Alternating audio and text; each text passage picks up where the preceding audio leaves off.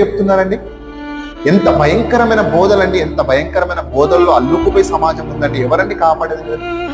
అంత క్లియర్ గా చెప్తున్నాడు. కింద చూడండి, ఒకడు సర్వలోకమును సంపాదించుకొని వెళ్తావు నువ్వు ఒక పాస్టర్ దగ్గరికి, నిన్ను ఆశీర్వదించేస్తాడు దేవుడు, అబ్రహాముని ఆశీర్వదించినట్టు నిన్ను ఆశీర్వదించేస్తాడు, ఇక నువ్వు పట్టజాలంత డబ్బు నీకు అంటాడు. ఓకేనా? అలా ధనవంతుడు వాళ్ళ గురించి ఇప్పుడు క్రైస్తవులు ఎంతకరమైతే చెప్తున్నారో, ఆశీర్వాదాల గురించి మాట్లాడుతున్నారో, ఇక్కడ ఏం మాట్లాడుతున్నారు? ఒకడు సర్వలోకమును సంపాదించుకొని తన ప్రాణమును పోగొట్టుకునుట వానికి ఏమి ప్రయోజనం?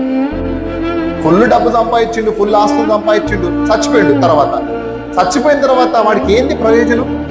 ఈ డబ్బు వల్ల ఏంది ప్రయోజనం? ఏం లేదంట. కానీ నువ్వు బ్రతుకున్నప్పుడే ఈ శరీరాన్ని దేవుని కొరకు వాడాలంట, ఈ అవయవాల్ని దేవుని కొరకు వాడాలని చెప్తున్నాడు అనమాట. ఏమి ప్రయోజనము? మనుషుడు తన ప్రాణములకు ప్రతిగా ఏమి ఇయ్యగలడు అంటున్నాడు. మనకి ప్రాణానికి